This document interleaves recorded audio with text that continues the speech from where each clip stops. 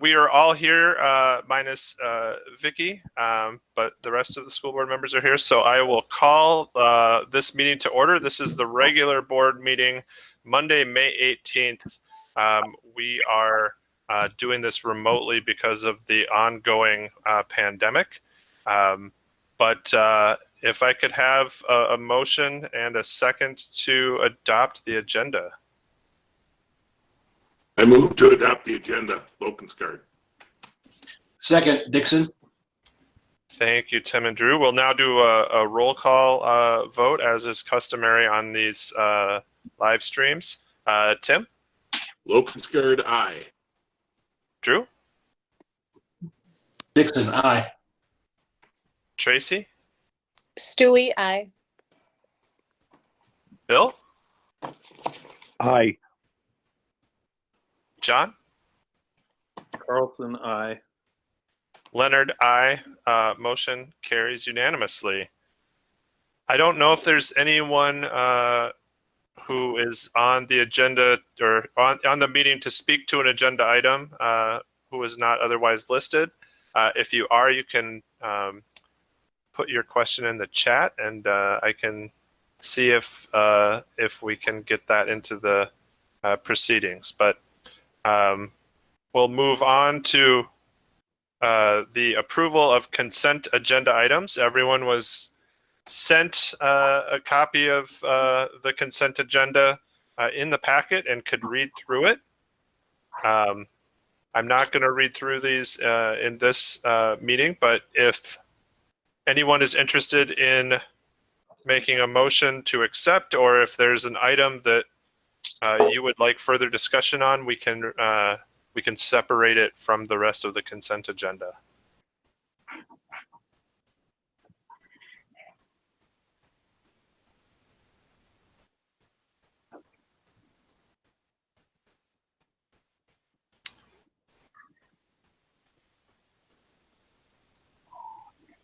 Anyone willing to make a motion to accept the consent agenda?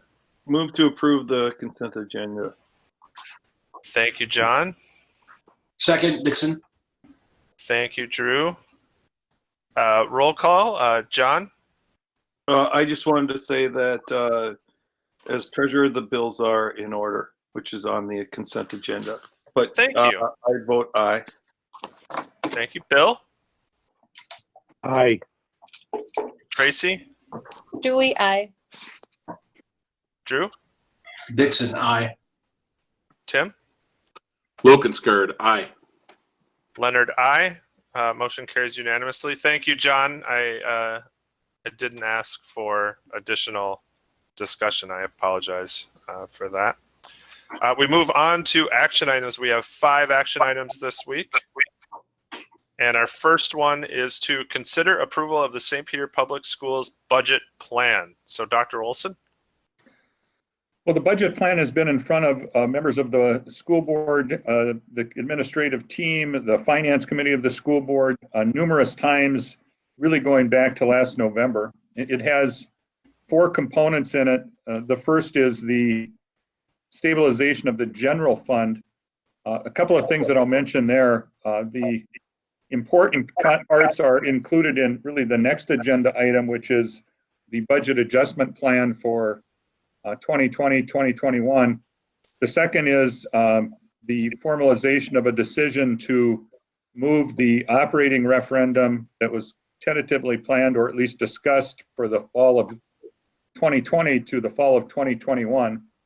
I just want to remind everybody that that's the time that the existing operating referendum expires. So the issue in front of you will be replace and increase the operating levy. The third piece just really looks at what our expectations are from the state of Minnesota. And really our expectations are, beginning in fiscal year 22 and fiscal year 23, that we would likely be at a 0% legislative increase. So those are really the highlights. You have dug into those details and asked lots of questions over time. So that's the general fund portion. Then there is the long-term facilities maintenance piece, and that really looks at, your 10-year long-term quality maintenance plan. And the key pieces in there are the big ticket items for this summer. Most of those are in operation, including light and ceiling tile replacement in the middle school, the replacement of the greenhouse roof, looking at some remodeling in the media center up the middle school as well. Then the third portion of that plan are completing some of those special projects that have designated funding sources, like remaining capital projects dollars, remaining bond dollars, and so forth. And they involve the replacement of the long jump pit, moving it from inside the athletic field on the track at Floyd B. Johnson to outside the field. And then the second is the replacement of kind of an aging scoreboard. And the plans are being worked on to have all of those projects completed, most completed by June 30th, with the media center remodel project taking a bit longer than that. Backing up though to the special projects, in the special project, there's also a piece in there related to Community Spirit Park. And that's the restroom construction that would have limited concession capabilities and so forth. That project has been moving forward, but it's unlikely that we would be able to go out for bids. And Mark, you can probably help me if I miss this, until early June to mid-June. And I think the thinking is that that's probably not an ideal time to bid out that project. And the city is also looking at, what's happening in terms of aid to cities coming forward with the legislature. I don't think they made any decision on that. So there's a possibility, and I think probably not a bad idea, to wait to bid that project until January of 21. I think the opportunity is to get significantly better bids when contractors are looking to schedule projects for the summer. The city and the school district will also know a lot more about whether or not there are any federal funds coming our way that could maybe enhance a project like that. That was the case back in the recession days of 2008, 9, 10, where the feds did come out with some money, almost like a works progress administration focused on, public infrastructure projects. So there's that potential to hold off on that. And then the fourth portion of that budget plan is the technology plan that Chris Oberbo has put forward. And that has the annual lease for technology purchases through E-rates, specific and anticipated purchases for both staff and student computers and software. That also may be impacted by federal funding. I think that the governor has proposed the use of federal funds to support any distance learning needs that might be out there, among other things. But that plan is set and in place, and you've had an opportunity to review that as well. So with that, I would recommend your approval of that budget plan, but also stand for questions for myself or Mark or Tim or anybody else that you'd like to ask a question of.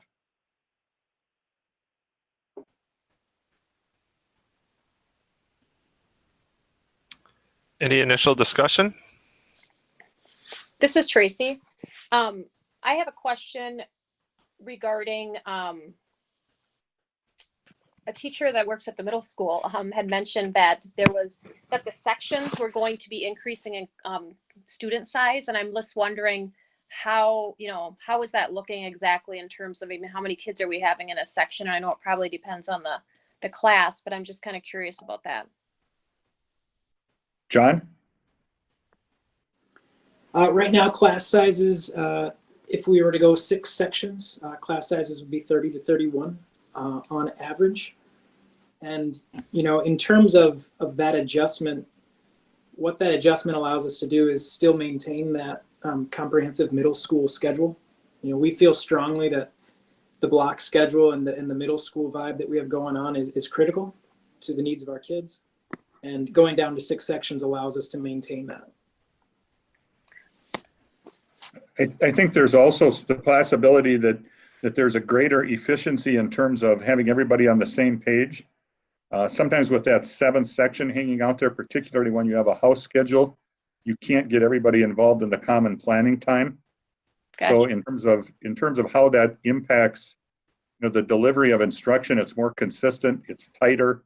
There's more of that guaranteed and viable curriculum, I think, in place. Yeah, what we have with 7 sections is we have a whole bunch of teachers who are part-time teachers. And like Dr. Wilson said, those teachers, it's really hard for them because they're in and out of the building to be a part of that system, that house system. So this does, that is an added benefit, is that it is more efficient. Okay, that's good to know.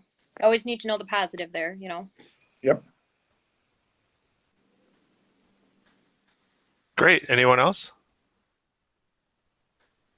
Well, hearing no more initial discussion, is there a motion to approve the budget plan?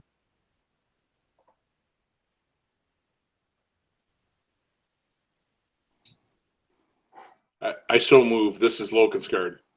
I move to go forward with the budget as it's laid out. John Carlson, second. Thank you. We have a motion and a second. Do we have any further discussion? Hearing no further discussion, we'll do a roll call vote. Tim? Lokenskard, aye. Drew? Dixon, aye. Tracy? Stewie, aye. Bill? Aye. John? John Carlson, aye. Ben Leonard, aye. Motion carries unanimously. Moving on to action item number 2.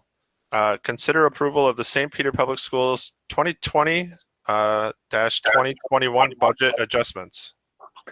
Well, that ties in part to as the overall plan. Part of that is that budget adjustment of $450,000 for 2020, 2021. And what you have in front of you is a recommendation for a budget adjustment of really close to that, $447,456.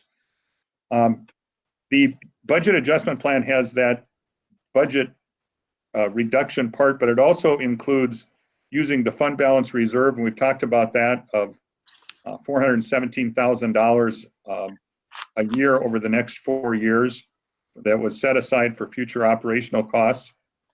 It also includes identifying ways to increase revenue, and one of the areas that the business office and others are focused on is increasing that compensatory revenue. Quite honestly, that probably is going to be increasing as a result of the COVID situation and the number of people who are, out of work and laid off. But then it also includes that $447,456. So that's an FTE reduction in grades K-12. And one of those portions is not, at this point, not replacing a kindergarten teacher who has retired. A second is not replacing or not fully replacing a building trades teacher who has retired. Some of the part-time reductions and extra class assignment, overload assignments in the middle school and high school. And between those two, you've got the $281,000, the $50,000, and then there's $50,000 in general fund expenditure reductions, and the principals have worked with business manager Regner to identify those numbers. Using our own staff to do our work that Johnson Control consultants were doing in the past, that saves $47,000. And then not replacing our Minnesota State University Mankato teacher on special assignment. That was Paula Topol, her teacher on special assignment. Assignment deal ended as the end of this year. And so that's that $19,000 reduction. That also allows you, as we look on paper, to maintain a fund balance reserve that may very well be necessary because we're going through, I heard this the other day, quit saying uncharted and unprecedented times, but I guess we are. So it allows you to have some backup for that as well. So again, I would recommend the approval of the fiscal year 2020-2021 budget adjustments. Dr. Olson, the joke I saw was what I wouldn't give to be living in precedented times again. So, Yeah, that's pretty good. any initial discussion? Let's see if my Dr. Olson, on the Johnson Controls thing, is that the company, or is it Ecolab that we have we had a really long contract with that expired finally? Yep, that's Johnson Controls. We probably Mark, would you say 20, 25 years? I can't remember, going way back. From what I see, it goes back into the 70s. Wow. And we are currently not under contract with them anymore? No, that wrapped up. We have a standalone contract with a mechanical support contractor, which used to be provided at a premium by Johnson Control. And Bill Blashek, our on-staff maintenance person, has taken on other duties like changing out steam traps that we used to just have Johnson take care of. Thank you. That's fantastic. Any other discussion? If not, I entertain a motion.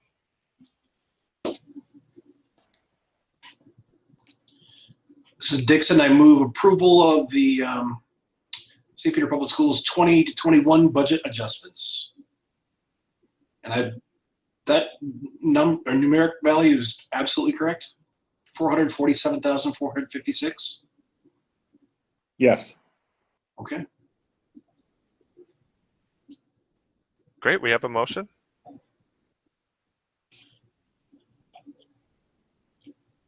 Soderlund, second. Thank you very much. We have a motion and a second. We'll do roll call again. John? John Carlson, aye.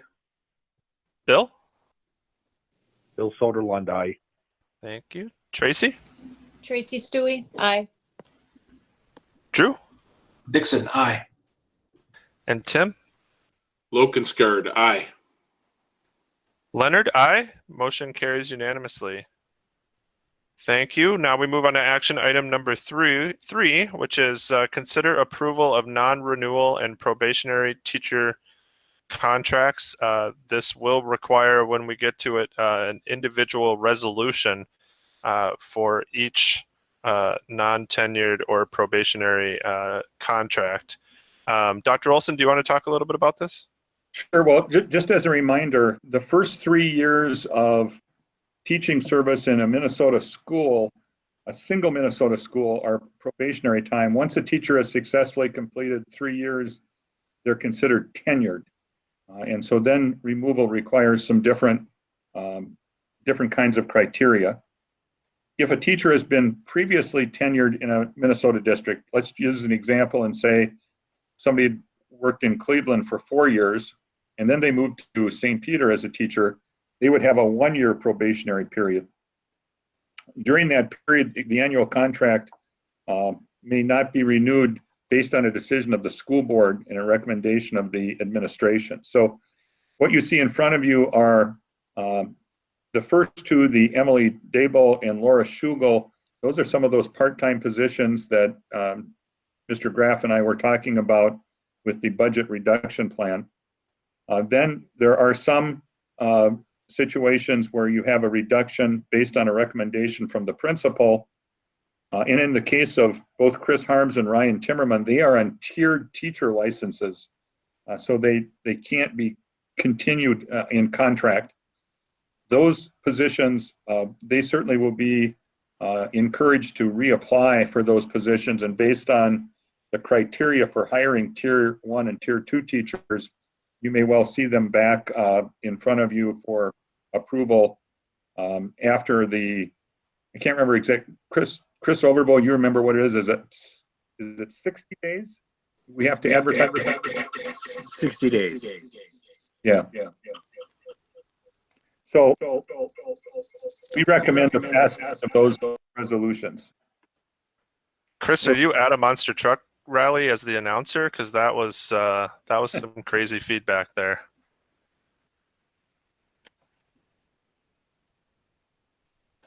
All right. Well, we if you want to look at page 32 of your packet, we need to do an individual board resolution for each person. So if someone is ready to make a motion. Ben, as a reminder, you introduced the resolution. And then, Oh, that is but you, right. you introduced it, but then board member moves its adoption, and then there is a second by another member. Hey, You do need the motion from somebody else on a second, but you have introduced the resolution. Thank you. Ben, if I could ask Dr. Olson a quick question. Absolutely. Wilmer used to non-renew all their teachers. Yeah. Why do school districts do that? Some school districts do that just as a matter of, oftentimes state legislatures are not, the state legislature has not finalized its funding. They may not be sure of what their funding sources look like. So they're doing that as a precautionary measure, and then they may rehire them again. I think it's always been our philosophy to not put people through that undue angst of wondering if they're going to for sure be rehired or not. And so I think we've tried to stick with that philosophy of identifying people based on what our necessary budget reduction is, or based on recommendations from the principals. Thank you.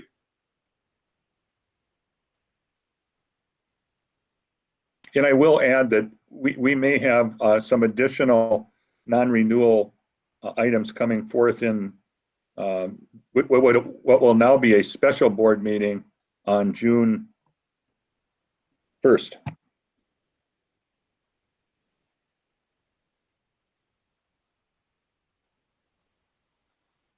Dr. Olson, just to clarify, do I need to introduce the resolution for each individual, or just? I think you can just talk about the first person and look for a board member to move its adoption, a second, and then a roll call vote, which you're doing anyway, which is what is required for a resolution. Thank you. Well, I would look for a motion and a second for Emily Dable. I so move. Second. Okay, John. Aye. John Carlson, aye. Thank you, Bill. Bill Soderlund, aye. Thank you, Tracy. Tracy Stewie, aye. Thank you, Drew. Dixon, aye. Tim.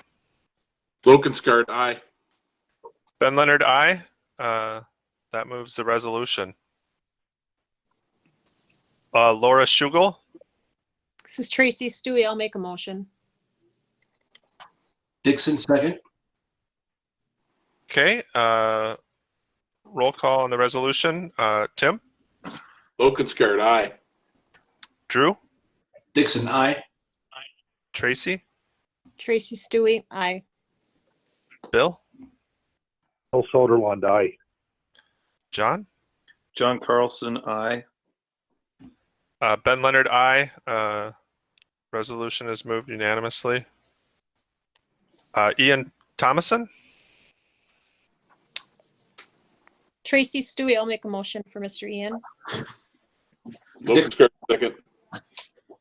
Second, Lokensgaard. Thank you. Roll call. John. John Carlson, aye. Bill. Bill Soderlund, aye. Tracy. Tracy Stewie, aye. Drew. Dixon, aye. Tim. Lokensgaard, aye. Leonard, aye. Resolution carries unanimously. D. Chris Harms. So moved. Dixon, second.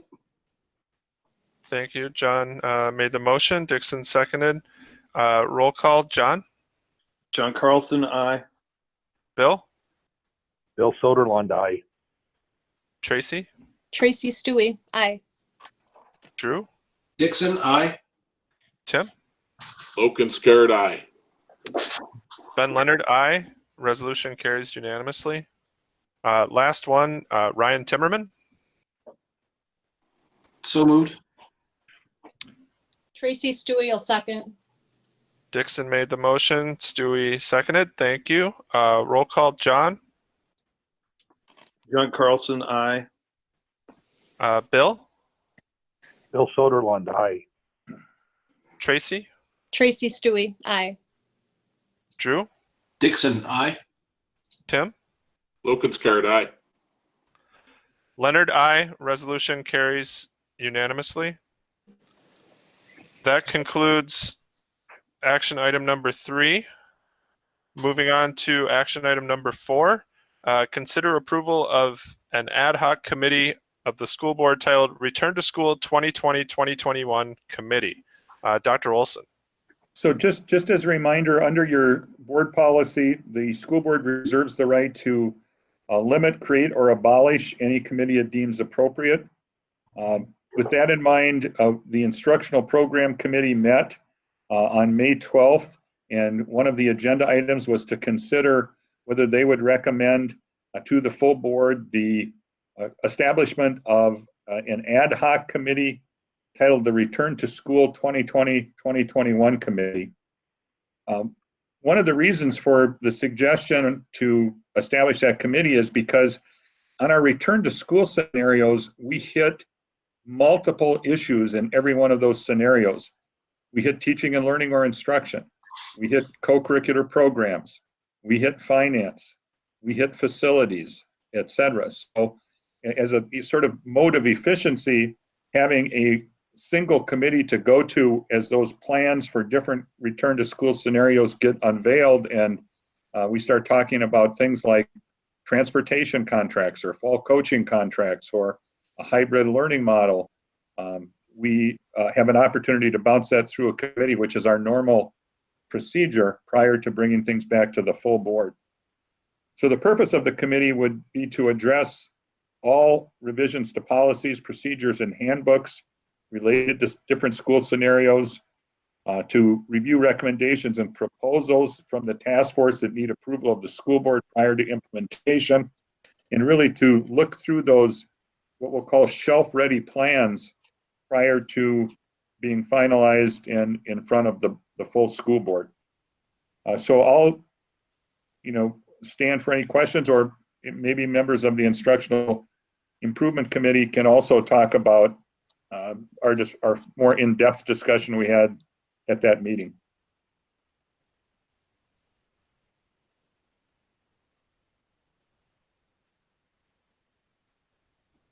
So just Chair Leonard, just to add to that. So kind of the structure is there's this board, special board committee, ad hoc board committee. Then there's a return to school task force, which really is the members of the administrative team. That task force then works, if you think of kind of a cascading down, to create various subcommittees in multiple areas. We've been given some hints that there very well could be a hybrid learning model in place this fall. That's what we're likely going to, no, that is what we're going to have to do in order to have face-to-face instruction with students in summer school. So, we'll get an opportunity to try some things out, but again, just imagine a question about how do you deal with social distancing on a school bus or in a food service cafeteria situation or in physical education class or whatever. So I think having an opportunity to have some in-depth discussion and planning and having a framework to look at all of that is important. And again, our practice has been to do that significant work at the committee level on issues like this. Yeah, as difficult as distance learning has been, trying to combine distance learning with a new way to operate buildings is at least twice the work. So, yeah. This is Bill Soderlund. I'd like to make a motion to approve the ad hoc committee. Thank you. Do we have a second? Dixon, second. We have a motion and a second. Any further discussion? Trying to think who was on that. I think Vicky might have been on. Drew, were we Yeah. on? Yeah. I think Dr. Olson covered everything that we talked about, don't you? Yeah, I think so. We just need to start now Yep. because we have there's just work to be done. Yeah, I think that this is, the complexities we mentioned, and then adding a superintendent transition into that, make it even more beneficial to start as early as possible. I'm sure we'd all want to be on this committee in one way or another. This will be a committee of 3 people, as our other committees are. And I think this committee will do a lot of work, but just like with every other committee, that'll come back to the board for approval, and there'll be plenty of opportunity for folks who aren't on the committee to weigh in and have discussion and all of that. So I know there's going to be a lot of interest and a lot of focus on this committee over the next few months. So we have a motion and a second. Any further discussion? All right, Tim. Aye. Lokenskar. Thank you. Drew? Dixon, aye. Tracy? Dewey, aye. Bill? Bill Soderlund, aye. John? John Carlson, aye. Leonard, aye. Motion carries unanimously. Thank you very much. Moving on to our last action item. We need to consider approval of the modified distance learning grading plans. And I don't think this is a huge shift, but it's one that is a good one. And Dr. Olson Sure. and Well, Mr. Graff. yeah, and I'll just give you sort of the overview. Again, the instructional program committee met on May 12th and spent a lot of time talking about these grading plans and made some suggested revisions that were incorporated into the recommendation that you see in front of you. Really, the whole idea here is because we entered into a different kind of learning environment that we hadn't been in before. I think the principals and teachers and staff, as they came up with these plans, were trying to make them work for students in ways that wouldn't punish or hurt students. But in addition to that, still hold to some of the things that are important. For an example, in high school, grade point averages, class ranks, having grades on credits that are involved with Division I or Division II scholarship athletes. The NCAA clearinghouse didn't waive their requirements. We have grade requirements in place for our college and the schools courses, et cetera. So I think that the plans are well done. They do require board action because the board has previously adopted grading scales that are in place. And so this is a modification for the distance learning grading period of the fourth quarter of this year. So you can obviously ask any of the principals any questions regarding their specific plans, or principals, do you want to weigh in on any rationale that you have? Or I just will stand for questions for myself or members of the administrative team. Yeah, I would just ask Dr. Olson, you covered it really well, but for high school kids that are focused on their GPA, it was important. I think it would be rash to say immediately we're going with a pass fail, and so an adjusted grading scale took into consideration the difficulties of distance learning for kids. So I appreciate all the discussion and thought that the instructional program committee put into this, and their generosity with looking over our plans and really talking through it.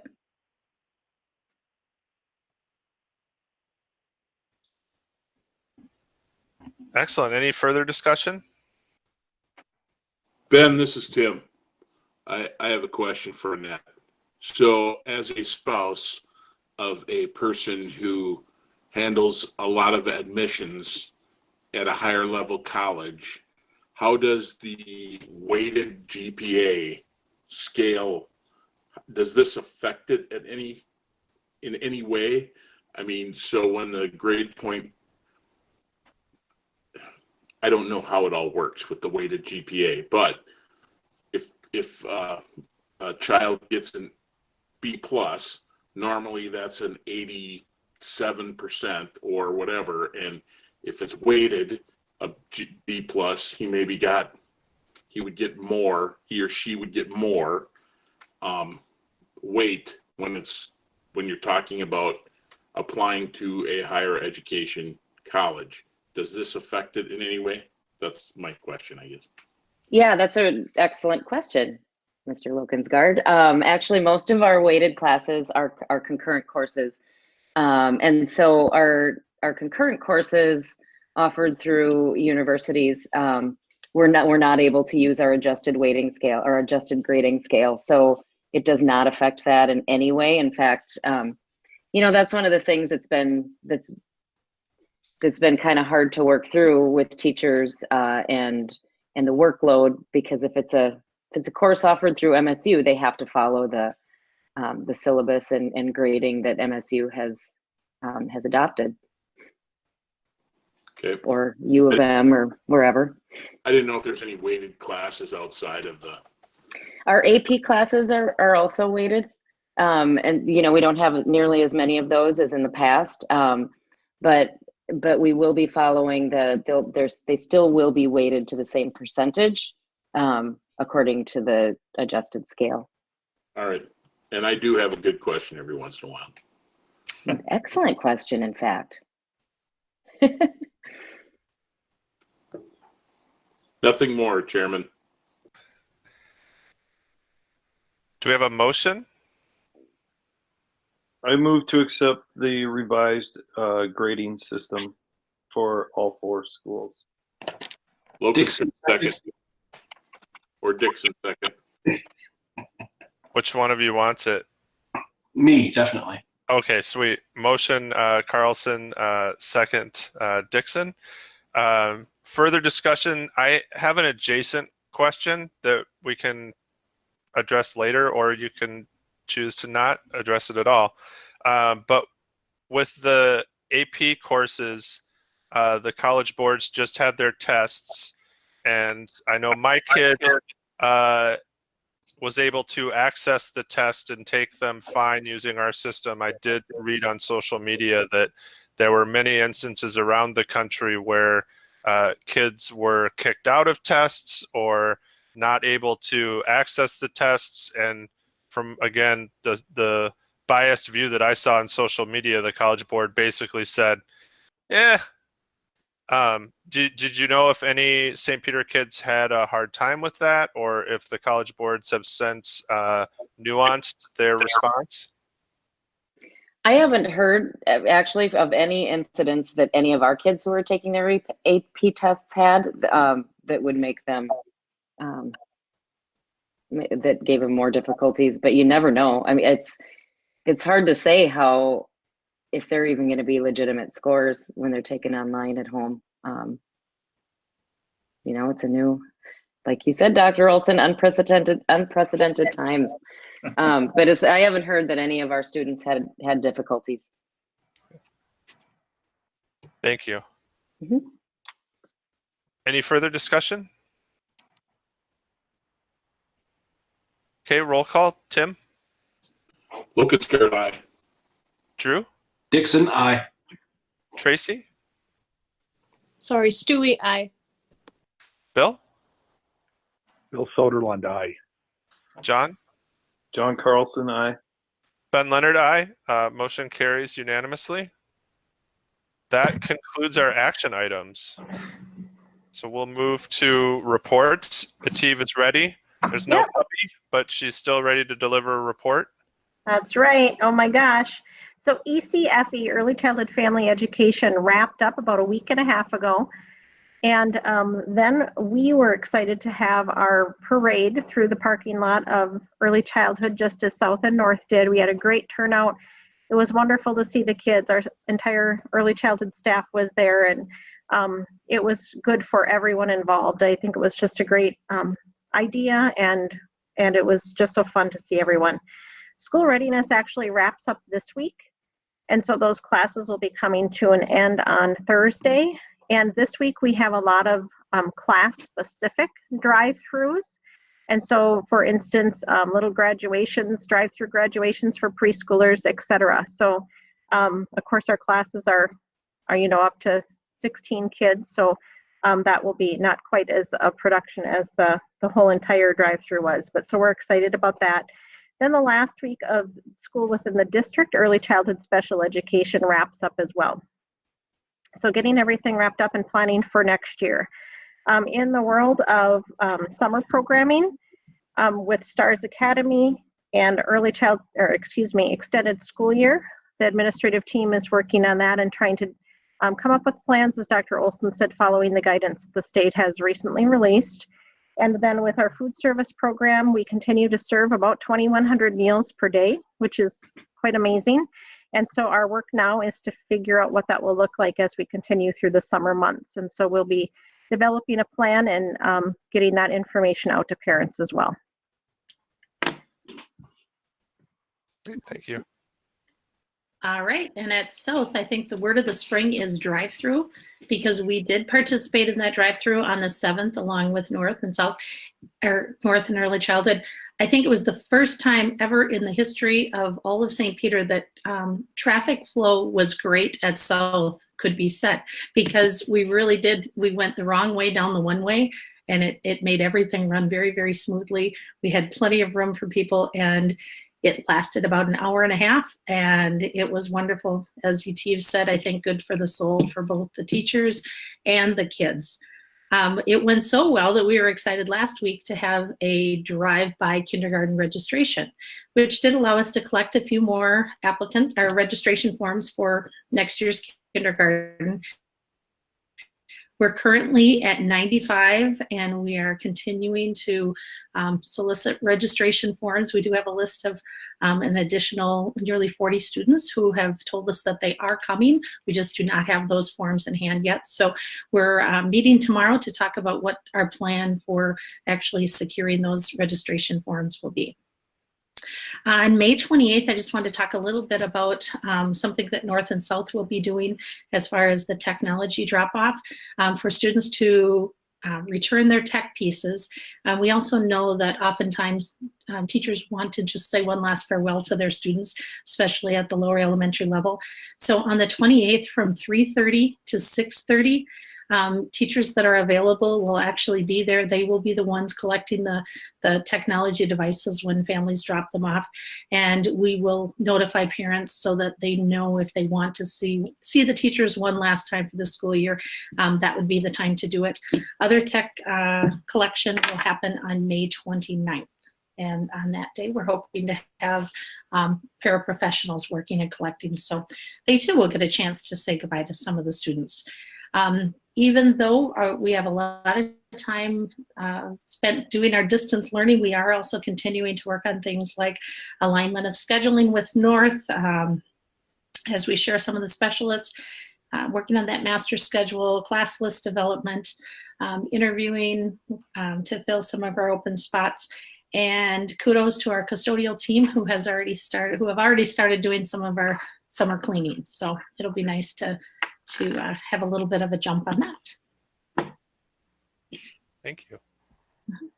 Well, greetings from North Elementary, everybody. Yetive and Doreen already took a little bit of my thunder. I wanted to talk a little bit about St. Strong evening, but that was for sure a wonderful night. It was beautiful weather, and I just want to thank the families and the kids for showing up in the hundreds of cars. I mean, they had cars fully decorated out with balloons and signs, and it just warmed everybody's heart. We were only planning for an hour, but it was certainly I think it was about an hour and 40 minutes long. And the principal of North may or may not have been warned by Officer Hughes to stop talking to every car that went by, because it seemed to be slowing down the procession. So, but it was just so fun to see the families and the kids and the smiles on their face. It was a great evening. Saints Care is chugging along. I know at South as well.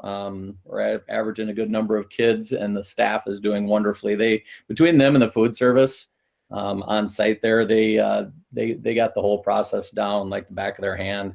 In fact, I was talking to Denise Blaschko, and Michael Freeman, who are usually out front in the drive-through there at North, as we call it now. They almost got like the families and the kids down to the minute when they swing through and pick up their meals. They were a little disturbed today because some families weren't right on time. They were a few minutes off, but they got that schedule down so well. Last week had some fun in some, we call it just the social emotional, like the Google Hangouts. Was in some 4th grade classes yesterday. And they're getting about, on average when they have those social emotional hangouts, not so much academic focused. But they certainly get 15, 16 kids in a hangout or a meet like this at a time. And I just have to say the teachers have become so masterful of managing, if you will, groups of students. When they have 16 plus kids floating around their screen like that, just doing scavenger hunts and other games and stuff like that on the site, the kids are totally engaged. Even though it is like day 30, it's hard to believe it's day 30 already of distance learning. And for that reason, I have to give a shout out to Carrie Mull. She put together, for those of you that know what Bitmojis are, a little character creature, person of yourself. She took a picture of the front of North, a live picture, and then everybody gave her their Bitmojis, and then they sprinkled them all over the front of North. And then the kids, they were working on paying attention to details in some of their reading and the stories that they're listening to, and so they had to try to figure out which each Bitmoji was based on the character's details. So the kids had a lot of fun with that today. So just goes to show a lot of the great creativity that's going into instruction when it's differently structured like it is right now. So that's it from North. Thank you. At the middle school, like everywhere else, we're plugging along with distance learning. I had the opportunity to join in on a couple of synchronous learning activities last week, and it really makes you miss the kids when you see them. There was one time where I actually had to walk away because I could feel myself kind of tearing up a little bit just because of the excitement that was going on and just to see how well it is working for a lot of kids. Last Tuesday, we had 5th grade orientation. 5th grade orientation this year was a video that was created. Miss Dozy led that up. In the video, I kind of gave the typical welcoming introduction to the middle school speech. Miss Dozy took everybody on a virtual tour of the building. 5th grade staff all introduced themselves. And then one of the coolest parts is a handful of current 5th grade students talked a little bit about what it means to be in the middle school and some of their favorite things about the middle school. Surprising to me, one of the most common things that those current 5th graders talked about was the food and how excited the incoming 5th graders should be about the food selection. So kudos to the food staff. We are continuing this week with our locker content pickup. We started last week with 5th and 6th grade. Families can come in and get the stuff. We've got it all bagged up, ready to go for families as they pull up in the cul-de-sac. We have 7th grade and 8th grade this week, but just a reminder to families, they can come in anytime. If you missed your spot, come on in. We would be happy to accommodate. Most of the shoes are too big for me, so we need to get rid of those. We are at the middle school planning a drive-through for the last day of school, the 28th of May from 5:30 to 7:30. 5:30 to 7. And just kind of like North and South in the early childhood talked about, we will be lining the sides of Lincoln Drive, and we're encouraging families and students to drive through just so that we can say goodbye and congratulations on a crazy but great year. And then lastly, at the middle school, planning a device and material drop-off on the 29th of May and the 1st. And more information will come out via Blackboard Connect to families on how that process will go. Thank you. I did see about 8 or so 8th graders in an English class hangout. It was 9:30 at night, but they were in there, so.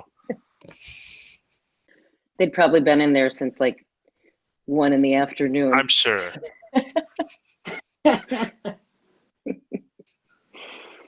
All right, nothing going on at the high school. So no, we have been extremely busy at the high school. But before I get to all of the events that that we were busy filming last week, I would like to start with some good news. First of all, if you don't have kids who have access to Sean Keating's good news videos that he's doing every week, he's just collecting really pretty cool stuff that's going on throughout the high school, whether that's students or staff. He does about a 15-minute video show that he sends out school-wide, and it's been really nice, a nice way to stay in touch with some positive things that are going on with kids and some cool things that they're doing. One of which is senior Michael Moline is up for a state officer spot in the FFA, and this is the first one since we started the South Central Ag Science FFA program. First one that we've had up for a state officer spot. He's already our Region 7 president, and that will be announced on, not to put any pressure on Michael, but that's going to be announced, I believe, on Thursday. So that's some pretty exciting news for him and for the school as well. We are interviewing currently this week for that workforce development coordinator position that is the 3 districts, LeSueur, TCU, and St. Peter, through South Central Service Co-op, and we've got some great candidates there. So that seems a little more normal to be interviewing for new positions for next year. And then graduation and senior awards night and all that great stuff we filmed last week. We spent Wednesday, Thursday, and Friday with a really great videographer, Chris Jopp. I would encourage you to check out his website. He does some really great professional stuff. So I'm excited to see how that's going to look in the end. We had 170 seniors walk across the stage and gave them the opportunity to be handed their diploma by their parents, and had a photographer there as well. So each of those students will have the opportunity they'll be gifted one portrait, and then they'll have the opportunity to purchase more professional pictures from their graduation. And 1 million people, it felt like, helped make that happen. And a lot of people working like weeks in advance of that to pull that off. But it was pretty incredible to see all of the seniors, almost all the seniors, walk across that stage and see their parents and how proud everybody was. So I hope that everybody is proud of that ceremony that will be provided for them on graduation night, May 29th. We have bumped up the time of that. Graduation is always on that evening at 8 p.m. But we kind of feel like we have the sense that it's going to be a little bit longer, this virtual version. And so we're going to have that available on public access, as well as a link on the website starting at 7 p.m. that evening. So hopefully younger siblings and grandparents can tune in and watch their graduate's name be called, and those kids walk across the stage to earn their diploma. And lastly, I want to back up. It was the diploma cover that was received that night. School is still on, so seniors, don't tune out yet. That did not mean you graduated. You didn't earn your diploma quite yet. There are still a few days left, so please hang in there. And you'll be getting news about diploma pickup or delivery in the next coming days. Lastly, I've got to thank Dr. Olson for being there for every last one of those graduates who walked across the stage. Those were amazing, great days, but they were also grueling, and he was there for every last one of those seniors. So I volunteer to make his Bitmoji. That was a great idea that the teacher from North had. So thank you, Dr. Olson. It was a pleasure to work with you over those days and to plan our graduation. Thank you. Dr. Olson? Sure, and I just want to reiterate all of these events and the work that all of our staff and administrators have done is pretty incredible. the graduation process really followed all of those Minnesota Department of Health, CDC guidelines. And so it took, I could be off here, Annette, but about 22 or 23 hours to get all of those graduates across, only allowing, about 8 people or 12 people at a time in the building, 50 or 60 feet apart, and only probably 6 to 8 people in the entire theater at any one point in time. So it's quite a production, but I think it's going to be a memorable event given the circumstances. 4 fairly quick things. The first one is part of the discussion with the Instructional Program Committee, and I think a good point John made, and we all talked quite a bit about, is holding off on the curriculum review cycle for 1 year for those areas that would be normally under review in 2020, 2021.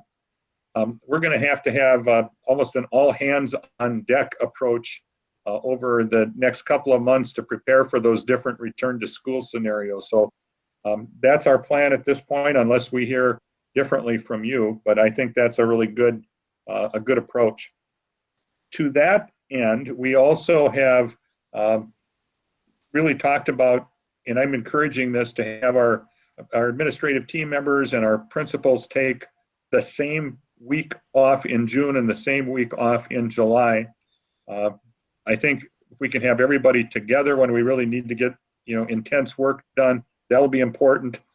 But everybody needs to stand back and recharge batteries and relax and rejuvenate a bit before moving into some of those areas. So the idea would be we would have very limited building availability between June 16th and June 21st, and between July 6th and July 10th.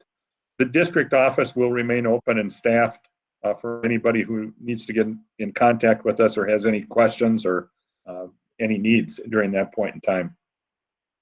The third item is, some of you may have followed, Dr. Charlie Potts is going to be doing, I think it's Friday to Saturday of this week, is it like a 50K run or something like that around the Community Spirit Park, and he's raising funds for at least 1, if not 2, scholarships for seniors. So that's a pretty cool idea. And Charlie's got a lot of neat things going on, and we really appreciate that run that he's going to do. I was thinking about going out and watching. I'm not planning to jog along with him for any portion of that, but to just take a look and see how that's all going.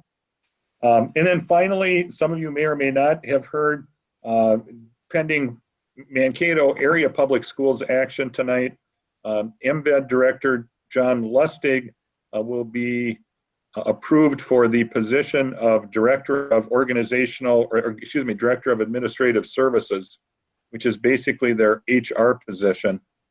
So we will be meeting, as you know, the St. Peter superintendent has typically been, and for as long as I can remember, the supervising superintendent of MVED.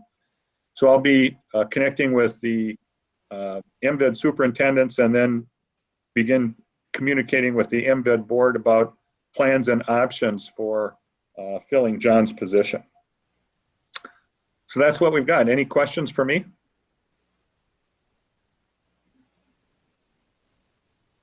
I have a question for both you and Annette. Just curious about the emotions at the graduation stuff. Was it all over the place? Was it, heartfelt? Were some people angry, or how did that all go? Annette? Yeah, it was actually pretty amazing. I felt like the nerves of the kids were probably beyond the level that they are on a normal graduation night, because they hadn't had the opportunity for rehearsal. There were some tears, obviously, but just emotions over probably the everything that's going on and watching their students cross that stage. But it was there. If people were angry, it wasn't verbal. It didn't appear to be so that night. I think everybody was pretty pleased with how things were run. Yeah, I must admit to a few emotions myself. And I have to say that I think both Annette and I were probably reminding ourselves of the movie Groundhog Day, as the same kinds of instructions were given 170 times in a row over 22 hours. They got to be pretty nuanced by the end, I would Yeah. say. Yeah, and we went through what probably was it about 3 or 4 families every 15-minute period. Yep, we had 4. We had the opportunity for at least four kids to walk across the stage every 15 minutes, but sometimes we were given a 5 to 10 minute break, I guess, weren't we, Dr. Olson? Yeah. You know, for not having done graduation like that in the past, for not having ever had graduation in the theater, for really only the, you know, I can't do the math, but what, the second or third graduation at that building, it was super well organized. Every detail was well oiled, and it looked great. I wasn't there when the kids were there, but there was still filming going on that day, and the way that it was set up and messaged and run was top notch. Thank you. I think the history of graduation in St. Peter helped us make those plans. You know, it's always been a formal ceremony. And so we've got some non-negotiables about graduation and how it's done in St. Peter, which helped ground us while we were planning it. And then a follow-up, any word from other entities like the city on any other additional plans for the 29th? Nat, go ahead. Yeah, there are no additional plans for the 29th, but there will be a senior parade happening through the group that presented. Emily Soderland spoke to us at the last board meeting, and they will be having a parade on the 28th, the evening of the 28th. And I don't dare give you the times because I don't have that written in front of me, so I don't want to get that wrong. I think it's 7:30 to 8:30. Okay, yeah, and they will be lined up along County Road 20. Yep, seniors lined up around County Road 20. In their vehicles. This is Tracy Stewie. We got an email about that today, but did anybody tell you that the email actually didn't say anything, that it was just blank? No? No, we haven't heard that. Yeah. Well, I was going to say something, and then I thought maybe it was just my phone, but then I looked on my computer too. So we might want to resend that out. You mean, was it like from the school Blackboard message? Yeah, from the Impton campus. Sure. Sure. Yeah, I'll check on that. Yeah, that organization asked us if we would do some messaging about that forum. So I'll make sure.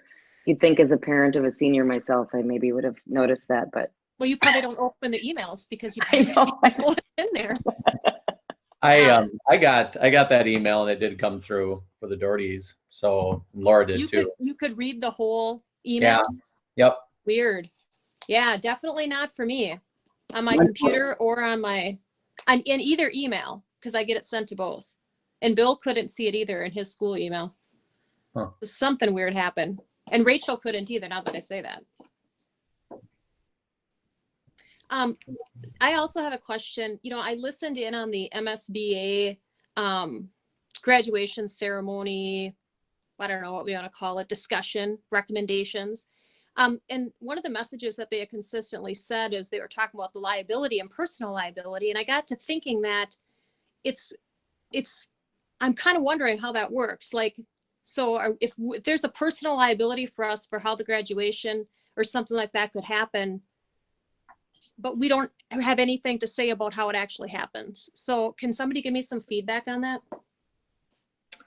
So your property and casualty insurance has, blanket coverage for any and all events that occur. And I believe there's board member, there's an errors and omissions for anything that happens for board members, administrators, et cetera, that's a part of that policy. So well, because then that's the other thing they were saying is that many insurance companies weren't, I don't know, it was like a very much a fear-based call as far as I was concerned. But, yeah. I just kind of thought, well, if it's something that we are personally liable for, then it would be nice to just know like what's going on before, teachers are talking to kids about it. So. Sure. Tracy, are you referring to the parade or 'Cause No, our- I'm referring to the actual commencement. and we're just doing it virtually, right? Yes. Okay. So, yeah, I just think some other school districts, it sounds like they're going to take a chance and do a car thing, and they're just like,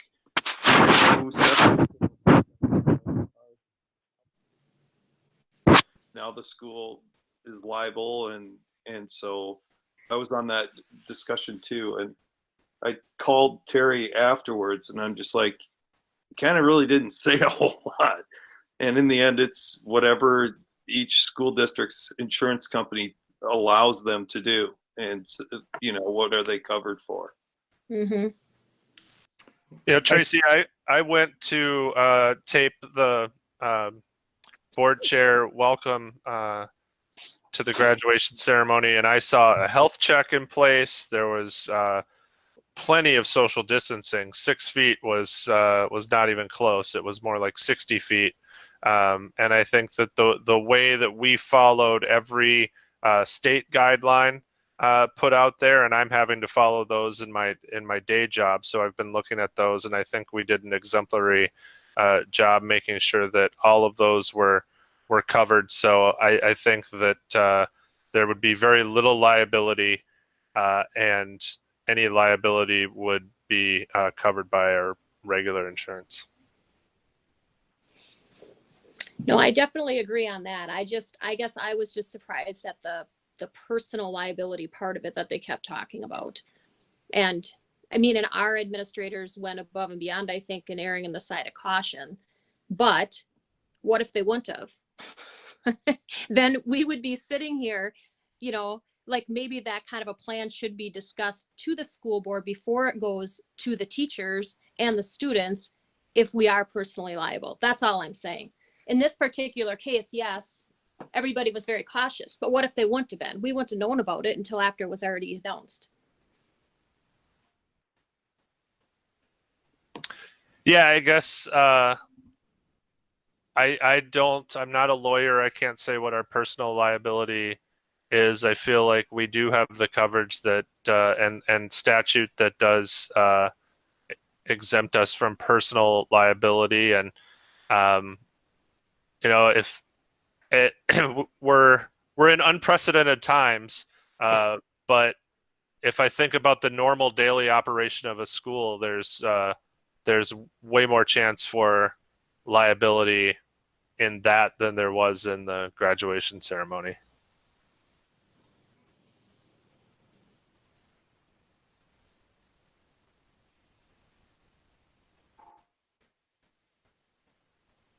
Do we have any other board comments or things to share, questions?